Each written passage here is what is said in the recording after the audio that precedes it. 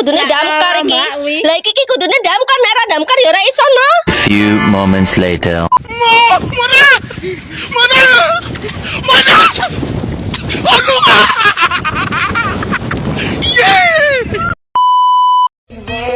Just a feeling that I want it behind because it's something that is so just in my mind. I guess it goes that. Salah.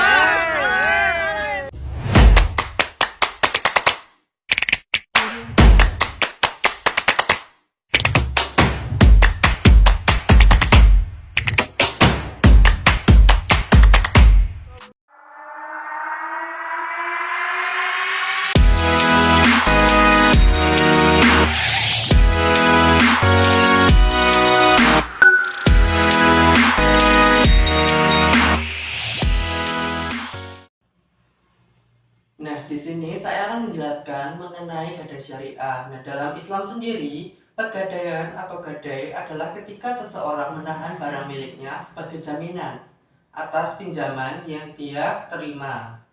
Ini dilakukan karena barang tersebut memiliki nilai ekonomis tersendiri. Nah, dalam hukum Islam, penggunaan jaminan utang diperbolehkan selama sesuai dengan aturan syariah.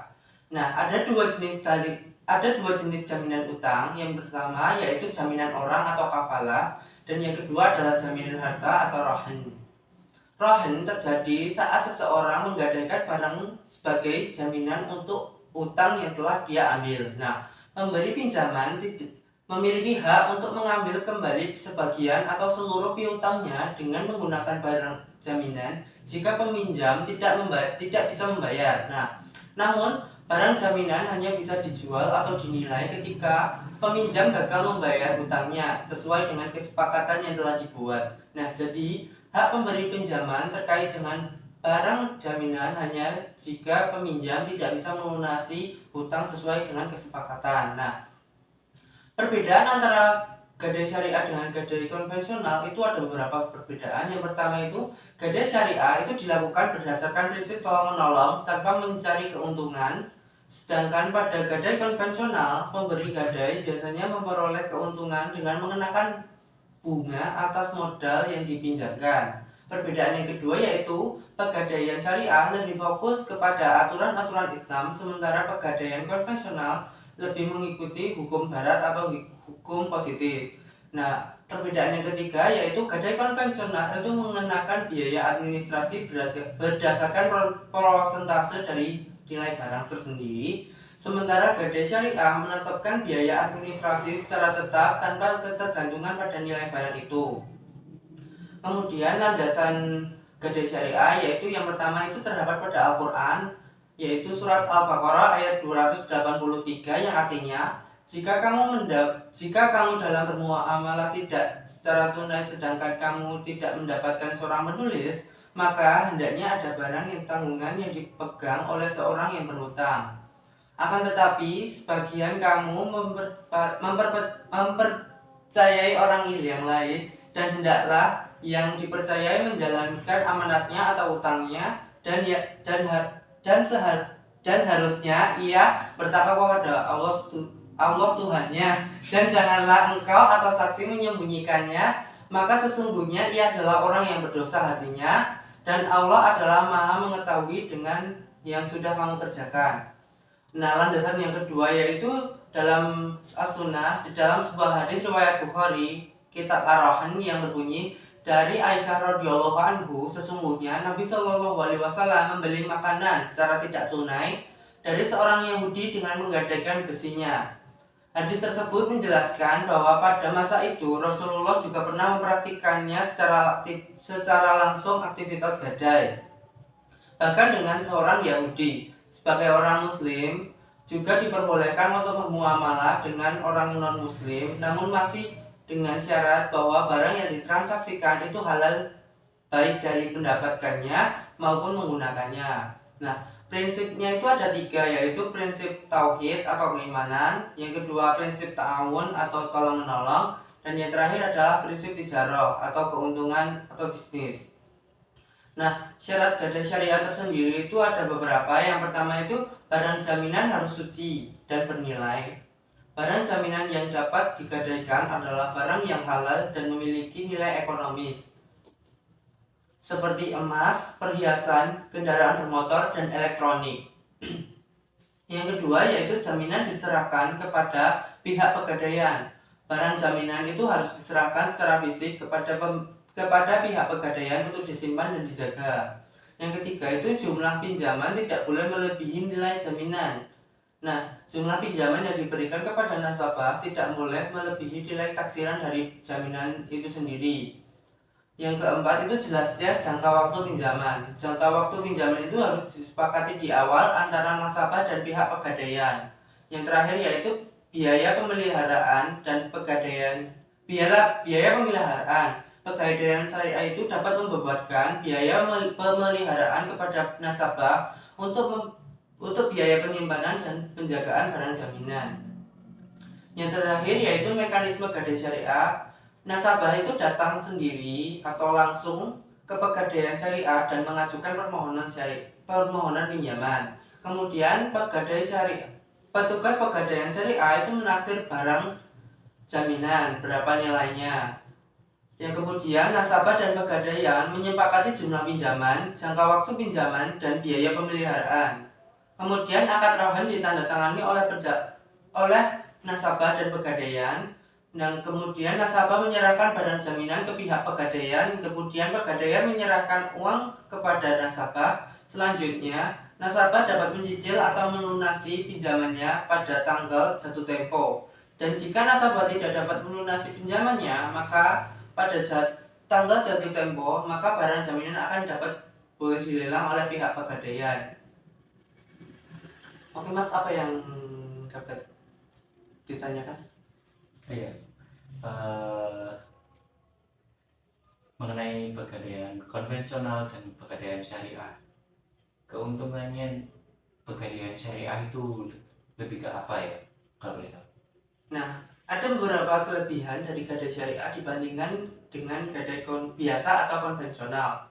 Yang pertama itu, gadai syariah itu beroperasi sesuai dengan prinsip-prinsip syariah Islam yang melarang riba atau bunga dan transaksi yang mengandung unsur ketidakpastian atau horor. Kemudian yang kedua itu gadai syariah didasarkan pada prinsip keadilan di mana baik nasabah maupun lembaga pembiayaan mendapatkan keuntungan yang adil dari transaksi tersebut. Kemudian yang ketiga, gadai syariah itu cenderung lebih transparan dalam hal biaya dan ketentuan karena tidak ada unsur bunga atau penalti yang tidak jelas. Yang terakhir itu gadai syariah juga lebih memperhatikan pemberdayaan ekonomi dengan memberikan nasabah pelatihan atau bantuan untuk meningkatkan kemampuan mereka dalam mengelola keuangan dan usahanya. Nah, ada kekurangan juga dari gadai syariah tersebut. Yang pertama itu terkadang produksi gadai syariah masih terbatas dibandingkan dengan produk gadai konvensional. Itu dikarenakan masih dalam tahap pengembangan dan penyesuaian dengan prinsip-prinsip syariah. Kemudian kadang-kadang biaya transaksi atau administrasi dalam gadai syariah itu bisa lebih tinggi dibandingkan gadai konvensional. Itu dikarenakan lembaga keuangan syariah tidak memiliki struktur biaya yang berbeda. Kemudian gadai syariah itu mungkin tidak tersedia di semua tempat atau oleh semua lembaga keuangan, terutama di daerah yang belum terdapat lembaga keuangan syariah. Dan yang terakhir itu ada beberapa jenis aset yang mungkin tidak dapat digadaikan dalam sistem gadai syariah dikarenakan tidak sesuai dengan prinsip-prinsip syariah tertentu. Apakah sudah jelas Mas? Sudah.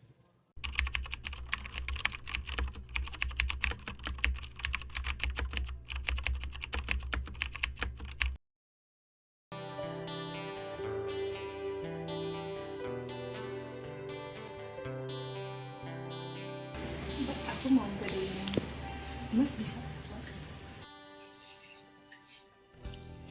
Kalau misalnya emas ditaksir dulu kan ya?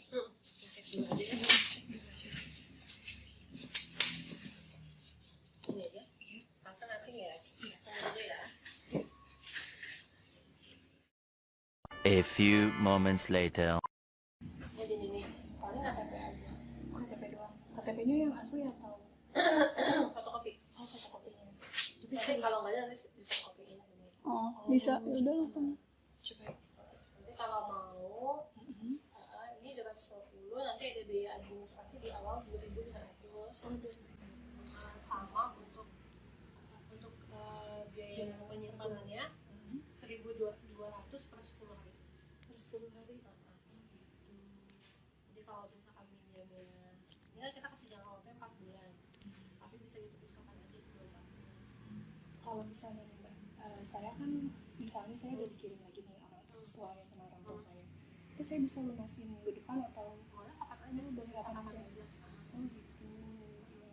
Untuk biasanya nanti tergantung pemakaian aja. Ternyata misalkan baru 1 sampai dengan 10 hari, berarti nanti yang harus dikembalikan 251 200 gitu. Kalau misalnya lebih dari itu? Boleh. Oh, boleh. Ternyata misalkan cuma 20 hari atau 1 bulan lah, katakanlah 1 bulan ya, berarti harus dikembalikan 253 600. Oh gitu. Tapi kalau misalnya terlambat kayak gitu ada sanksinya ya? Nanti kalau ini kan kita jangka waktunya 4 bulan. Kalau sampai dengan 4 bulan nggak ditebus atau nggak diperpanjang, nanti bisa dilelang. Dilelang. Atau misalkan pas 4 bulan banyak belum ada rezeki nih buat nebus misal ya, nanti bayar jasanya aja atau muknahnya itu. Mutna itu apa ya? Yang biaya penyimpanan tadi. Oh, biaya penyimpanan itu mutna. Paling sekitar 16 ribuan. Nanti jangka waktunya panjang lagi 4 bulan lagi. Oh. Saya sih kayaknya sih kirain saya itu emasnya lebih dari segitu gitu loh coba. Soalnya cuma segram, nggak nyampe segram kan. Oh, nggak nyampe segram. Emang kalau segramnya dihargain berapa ya, Mbak? Segramnya yang untuk emas ini ya 362. Oh, kalau misalnya segram. Oh, Kalau mau ditambahin aja lagi. sayang banget ya. Saya niatnya tuh pengen, saya kira bisa dapat berapa gitu kan. Saya juga nggak tahu itu dikasih sama orang tua saya. Kalau misalnya beratnya tuh cuma segitu. Kalau misalnya saya mau gading laptop, gimana tuh, Mbak? Laptopnya merek apa? Saya Lenovo. Prosesornya apa? Prosesornya AMD. AMD. Kalau AMD nggak banyak sih. Itu rumah apa ya? Saya adanya AMD.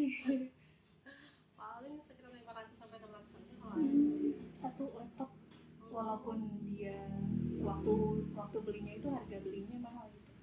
Dan pemakaiannya berapa lama? Saya sih baru punya 2 atau 3 tahun kayaknya. Iya, paling sedikit ya. Tetap 500 ribu. Tahunnya ya. Kalau handphone biasa dihargain berapa? Handphonenya apa? Saya Samsung yang Galaxy J5 kayak gini. Bentar.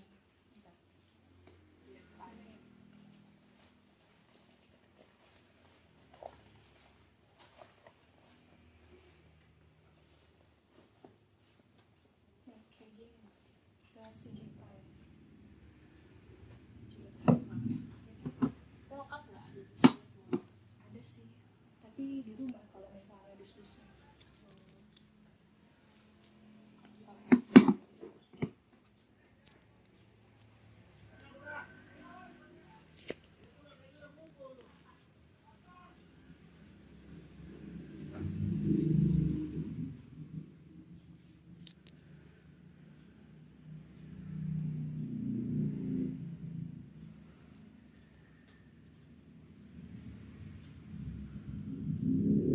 Kalau untuk kawan-kawan nggak banyak sih, kita dapetnya emang lebih tinggi emas sih.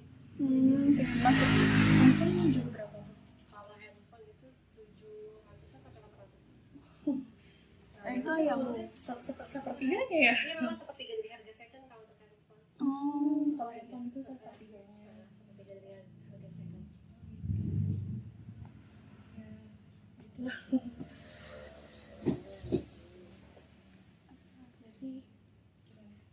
Berarti ambil aja kan dulu ya emasnya. Mau dibawa dulu aja. Iya. Iya, boleh. Saya pengen tanya lagi ke orang tadi. Iya. Ya, makasih ya, Mbak. Makasih, Mbak. Ya.